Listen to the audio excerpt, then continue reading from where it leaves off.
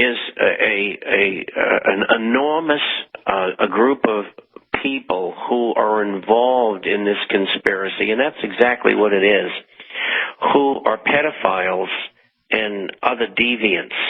And what they want to do in eventually controlling you will be able to control your children so that they can use them as they want to.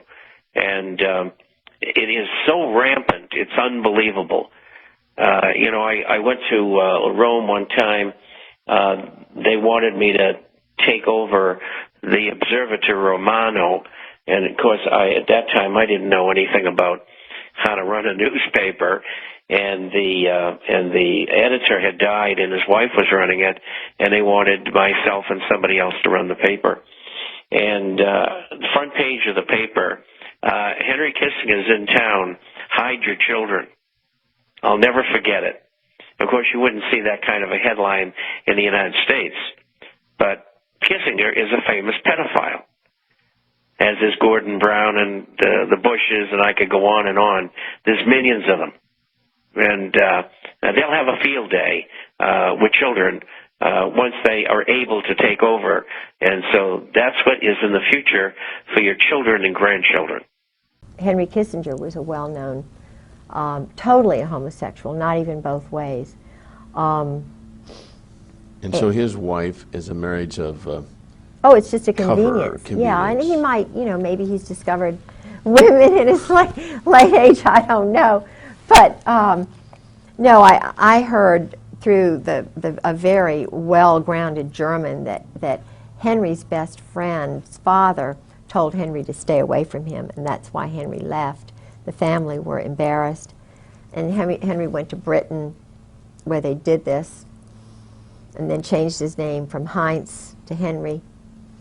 And I interviewed a man named Bob, who's an Army enlisted person who told me about Henry in Cambodia.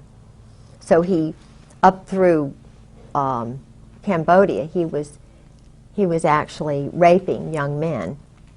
And of course, that experience destroyed the lives of these 5 young men, according to the source. I mean, he said he was crying, and this man was a perfectly wonderful, functioning, young married man who worked for a newspaper on the Eastern Shore and had 3 young children, went to Vietnam as an enlisted man, was put in Cambodia, which he said it was a lie living there, and then ran into Henry Kissinger, or Henry Kissinger ran into him and did certain things to him, invited him into his tent with some other men. It was horrible, but it was, he said it's wartime and so forth. But he said, I could have taken it mentally if it had been a bunkmate or something. But he said, when it's someone like Henry Kissinger who does it to you, you're ruined.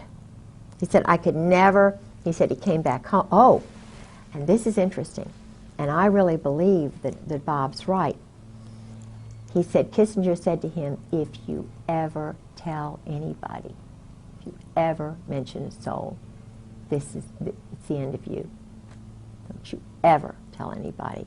Well, when Bob got back, he went to a special hospital, and they were going to keep him locked up forever. Bob is... Don't need the last name. No, I wouldn't dare.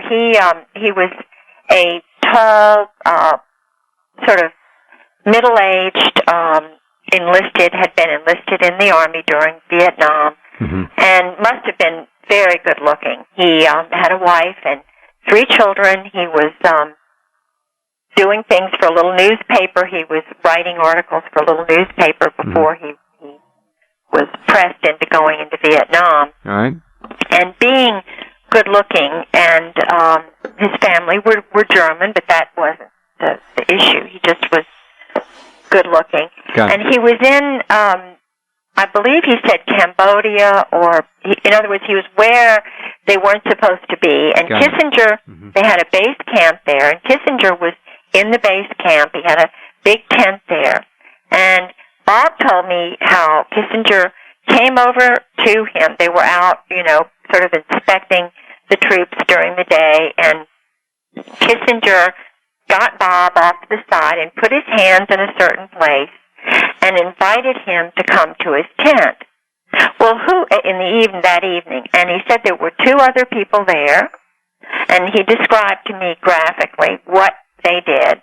Mm-hmm. And I can tell you, and Bob broke down and cried. He said, what are you going to do when someone like this, as powerful as he is, mm-hmm.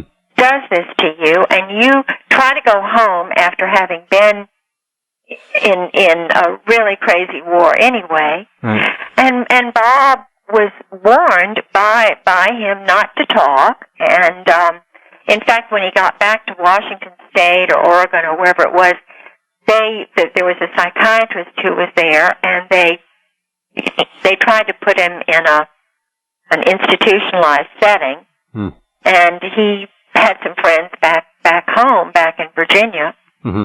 and he got back home, and he just he said it really messed up his marriage. He told this story to you. Yeah.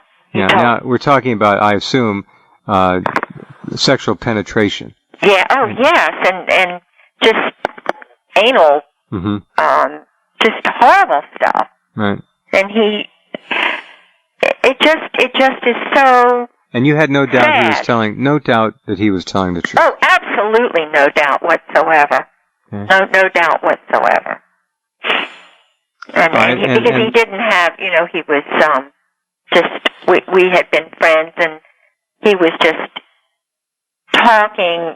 We were just talking, and he brought it up, and it wasn't something I was wanting to know about in particular. Well, he had to talk, obviously, and there was something about you that seems to have made him want to open up. Yeah, because I was trying to find out how things were in Vietnam, and and I had a couple of Marine Corps colonels tell me about how it was, and similar thing. You mean how it was, meaning similar things? Yeah, because there were no women there, and if there were women, in other words, this is wartime, and I understand that. It is said that this is not uncommon in the military. There are many stories from occupied Palestine of Israeli troops being observed doing similar things. I can't vouch for that, but we do get stories. And is it propaganda? I don't know, but this kind of thing is not strictly. I don't think it's only it's not in our limited. service. Oh no, it's a wartime thing.